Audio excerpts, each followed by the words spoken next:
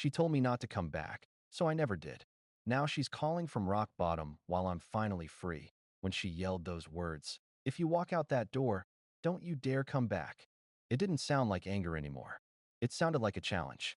A dare she never thought I'd take. We were standing in our kitchen, the half-cooked dinner still sizzling behind her on the stove. It smelled like burnt garlic and resentment. We'd been arguing for hours about something small, or at least, it started small. She accused me of being emotionally unavailable, of never trying hard enough, of not being the man she thought I'd become. But under all those phrases, there was something else, something she wasn't saying. I'd noticed the late-night messages for months, the sudden team meetings that ran till midnight, the perfume that wasn't hers lingering on her coat when she got home. She said it was all in my head.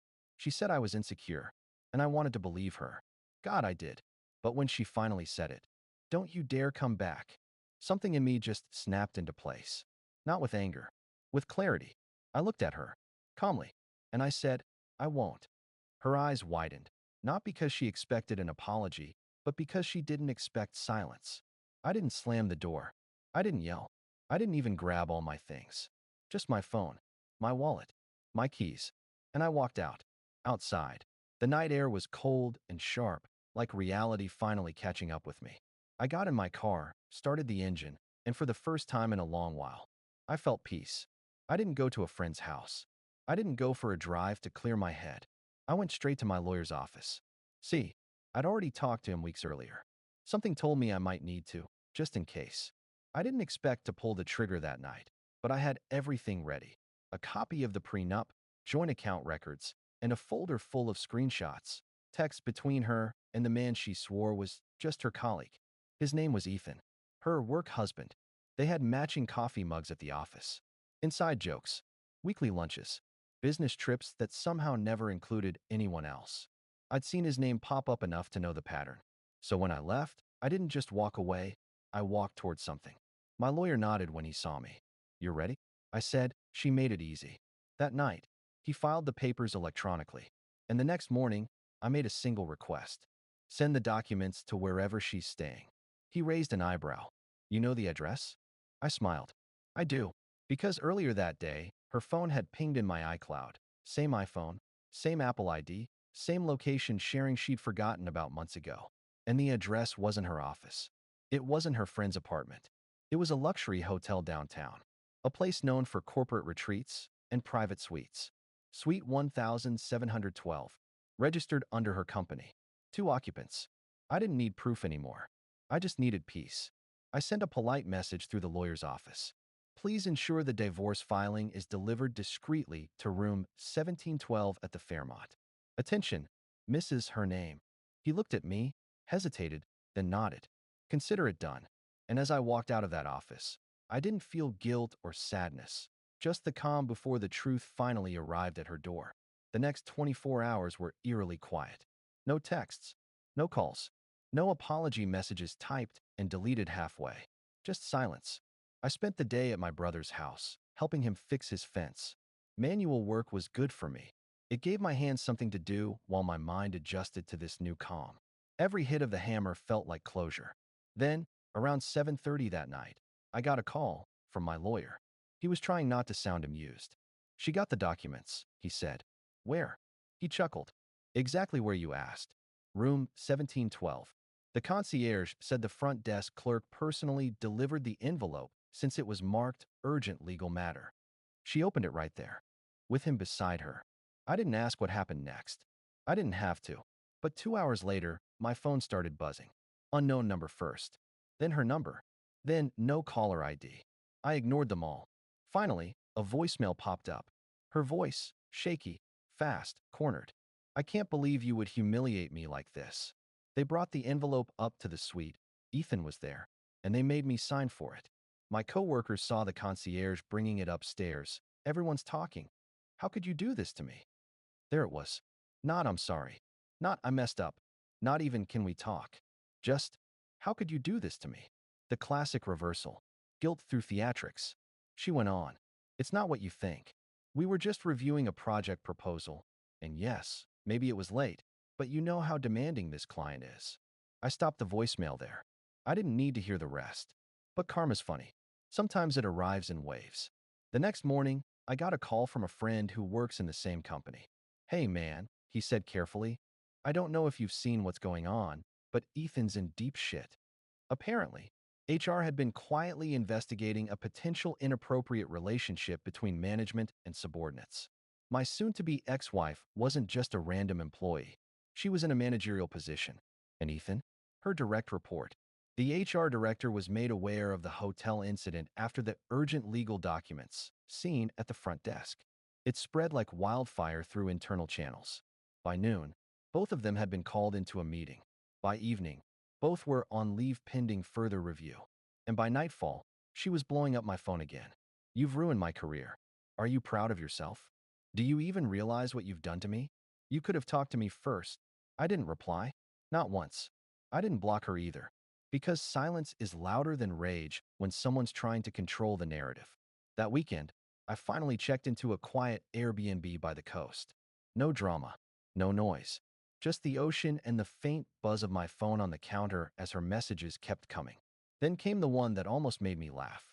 "You didn't have to go this far. We could have worked through this. I just needed space. Ethan was just a distraction. I know I crossed a line, but you didn't have to expose me." There it was again. That word. Expose. Like I had leaked her private life to the tabloids instead of simply refusing to be lied to anymore. On Sunday morning, I opened my email. My lawyer had forwarded something. Notice of voluntary termination. Her company's name. She'd quit. Voluntarily, according to the paperwork. But everyone knows what that word means when HR is involved. I sat there for a long time, just looking at the screen. Not angry. Not satisfied. Just still. When someone burns your life down piece by piece, you imagine that getting justice will feel triumphant. But it doesn't. It feels like standing in the ashes, realizing how much quieter everything is now. And yet, somewhere in that silence, there's peace. Update 1.it had been about 3 weeks since the hotel incident. 3 weeks of peace, quiet, and the kind of clarity you only get after walking through fire. I'd settled into a new rhythm. Early gym sessions, black coffee, long drives without a destination. For the first time in years, I wasn't waiting for someone to text me where they were, who they were with, or when they'd be home. Then came the reentry phase. Because people like her never fade quietly. It started with mutual friends. At first, it was casual. "Hey man, she's been really down lately.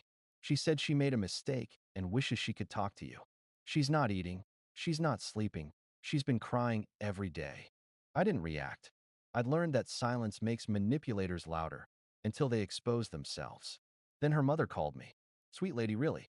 The kind who still sends Christmas cards and handwrites recipes. She said softly, "I know what she did was wrong, but she's my daughter, and she's not thinking straight. Please, at least hear her out. I think she truly loved you." Loved. Past tense. Because the woman I married might have loved me once. But the one who stood in that hotel room with her coworker wasn't the same person. Still, part of me wanted closure. Not reconciliation, just understanding. So, after a lot of thought and advice from my lawyer to record everything and agree to nothing, I met her at a neutral place, a quiet cafe near the coast. When she walked in, she looked different.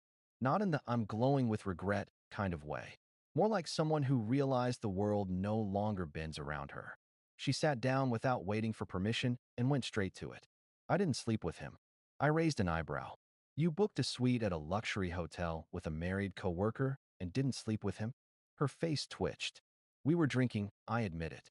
Things got out of hand, but I stopped it before anything happened." I didn't respond. I just watched her. That silence again, heavy, patient, dissecting. She continued. "You blindsided me, you know. You could have just talked to me. Instead, you sent divorce papers to my workplace. Do you know how humiliating that was?" I said quietly, "You told me if I walked out that door, not to come back." I listened. That shut her up for a moment. Then, she tried the sympathy angle. "I lost everything because of this. My job, my friends, my reputation. I was stressed. I made a mistake, but you didn't have to destroy my life." There it was again. That word, you. In her mind, I hadn't reacted to betrayal. I'd caused her downfall. So I asked one question. "What would you have done if I hadn't found out?" Silence. Then her eyes welled up. "I don't know." And that was the most honest thing she'd said in months. The conversation ended quietly. No screaming, no crying scene, no begging. As I stood up to leave, she said softly, "I hope one day you can forgive me." I looked at her, really looked, and said, "I already did. I just won't forget." Then I walked out. And this time, I meant it. That night, she texted me one last time. "I know it's over, but please don't hate me." I didn't, because hate is still a form of attachment. And I was finally free. Final update that it's been 8 months since that day at the cafe. 8 months since I walked away from a woman I once thought I'd spend forever with. And I'll say this, healing doesn't come in a straight line. It's messy, unpredictable, and sometimes hits you when you're doing something as simple as folding laundry or hearing your song in a grocery store aisle. But it does come, slowly, quietly, and one day, you wake up and realize you haven't thought about her in weeks. After the divorce was finalized, I moved out of the city, rented a small place by the coast, nothing fancy, but peaceful. I started cooking again, this time just for myself, got back into photography, and even started hiking on weekends. Life got simple, and simple felt good. I reconnected with old friends, people I'd lost touch with because my ex didn't like them. Funny how abusers isolate you without ever raising their voice. They do it with guilt, with sighs, with "why can't you just stay home with me?" I was finally learning who I was outside of someone else's expectations. Then, one night, I got a call from an unknown number. I didn't recognize it, but curiosity won. I answered, "Hi, it's me." That voice. I hadn't heard it in months, but I knew it instantly. She sounded tired. Not the kind of tired that sleep fixes, the kind that comes from running from yourself. "I just wanted to say I'm sorry again," she said softly. "I lost everything. My job. My friends. He. He wasn't who I thought he was." I didn't respond. I just listened. She went on. "He drained my savings, got arrested for fraud, and somehow, my name ended up on the lease. I'm being investigated now."